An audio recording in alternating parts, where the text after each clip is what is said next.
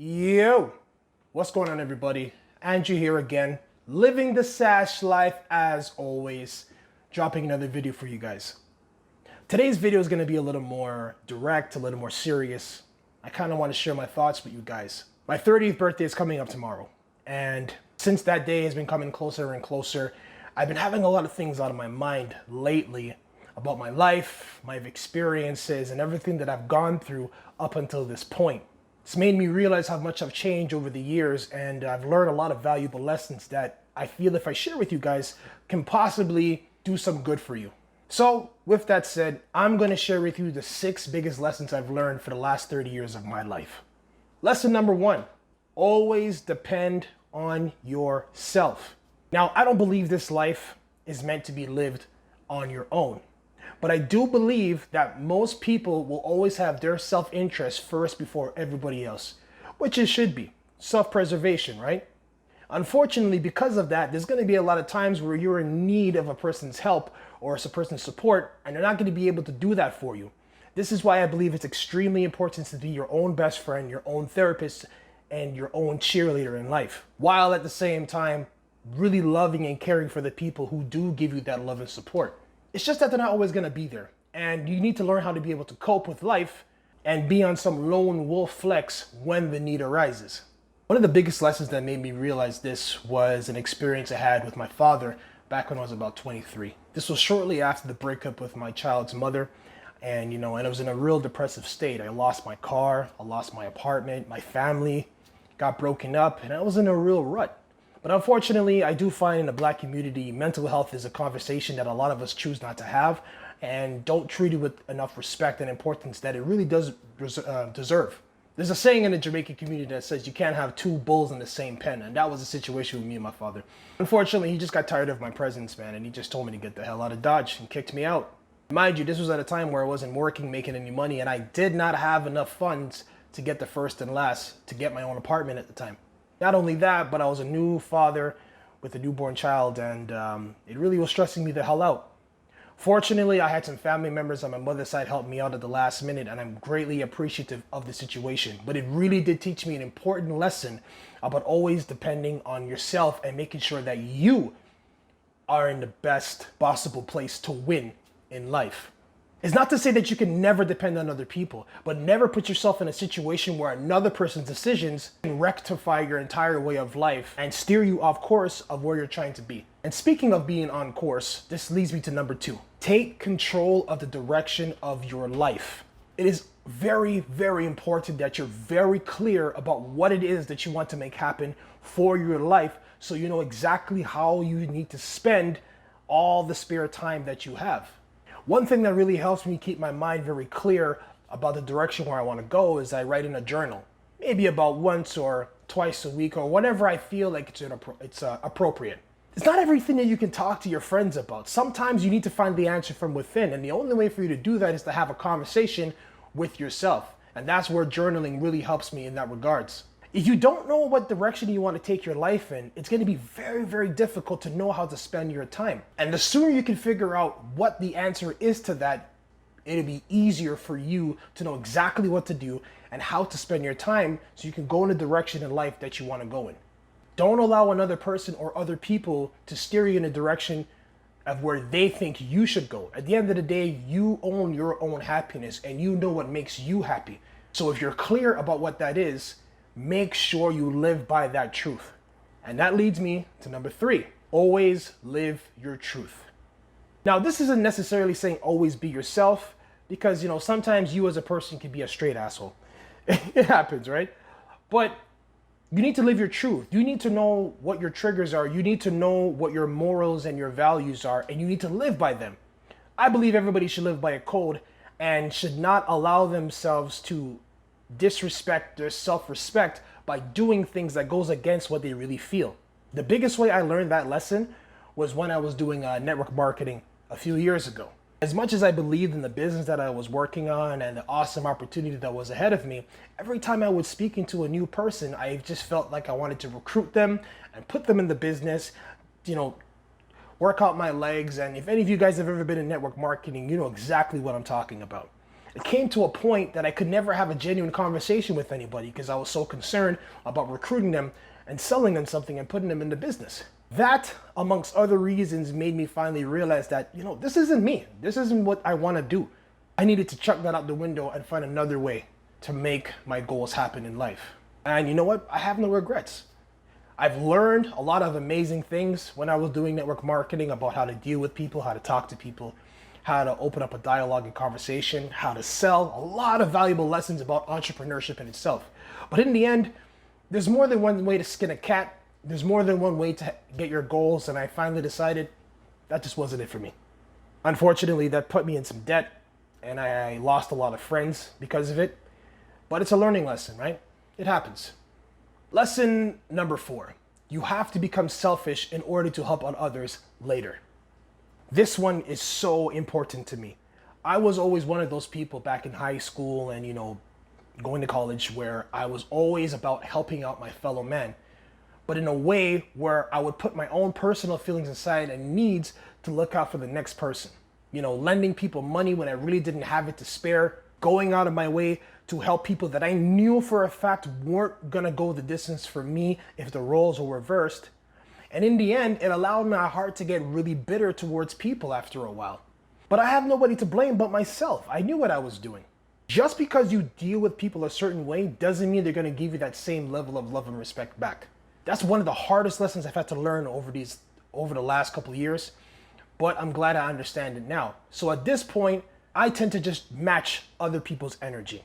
So if you're giving me love and respect, I will give you love and respect. If you're disrespecting me and showing me no love, I don't even go that far. I just go about my business.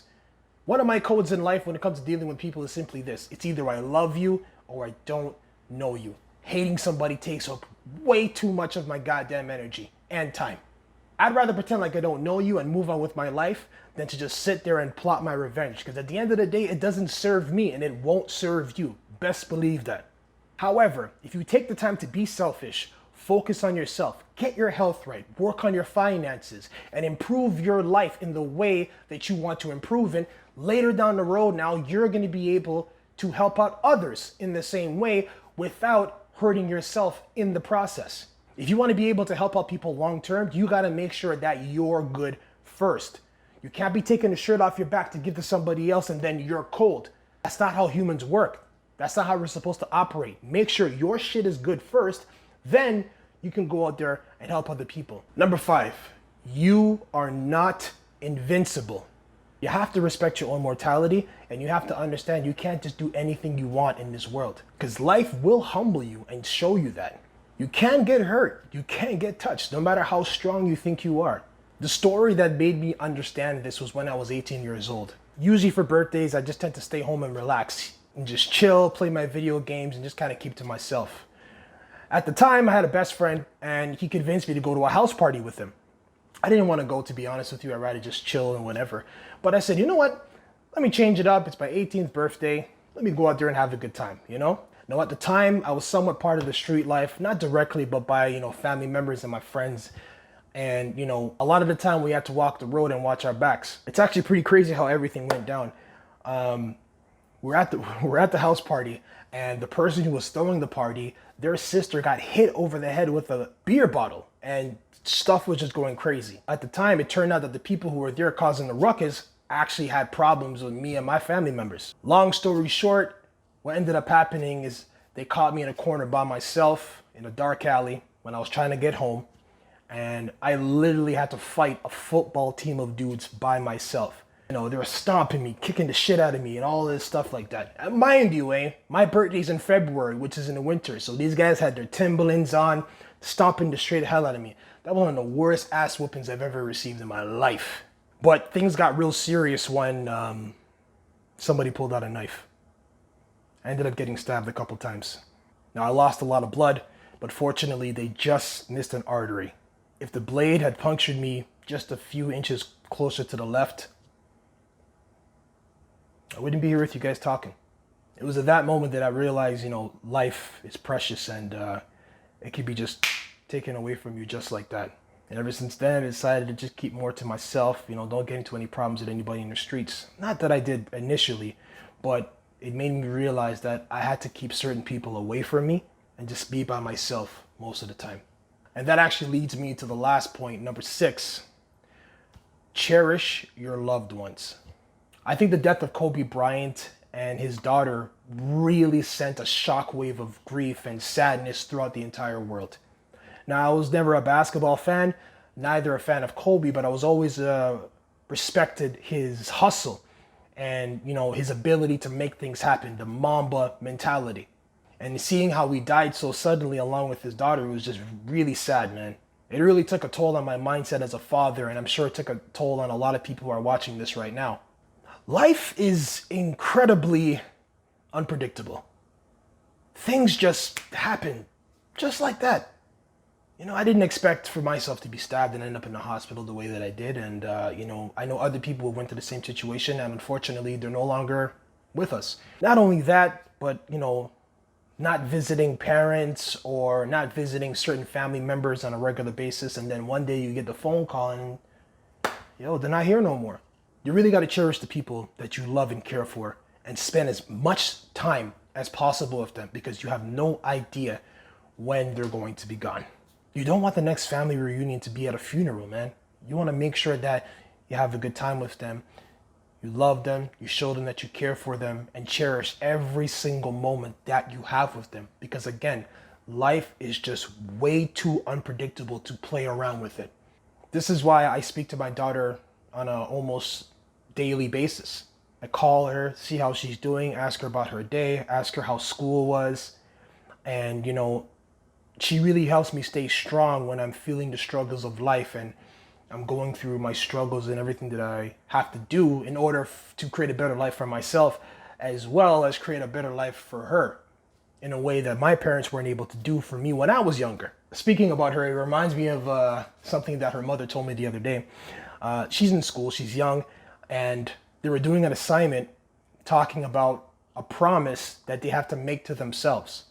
So you have all the students writing down what the promises are, and here my daughter comes up, and she says, I make a promise to always see my dad every weekend. That kind of love is, it's worth everything to me.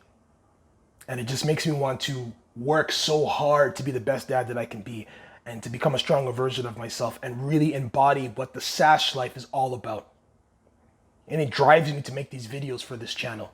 And the same thing goes for my family back in Montreal. So any of you guys who are watching right now, my nieces, my nephews, my brothers, my mom, and especially you, my loving daughter, Sanaya, I love each and every one of you with all my heart, and I'm doing this for you guys.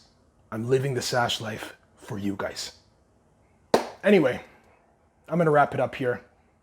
Thank you guys for watching. I really appreciate it. And I hope I didn't, muck up the mood with this seriousness. I know I like to joke around, but I don't know. I felt like this topic deserved a mature presence. So if you learned anything from this video or you taken anything from this that you can add to your daily life, please don't forget to like, comment, and subscribe. I want to know what your struggles are. I want to know what you're going through. Write it in the comment section below so we can have a dialogue and have a conversation. We can all live the SASH life together and become the stronger versions of ourselves. All right, guys, so that's it. Thank you very much for watching. This is your man, Andrew Dwight Spencer, and I'm out. Peace.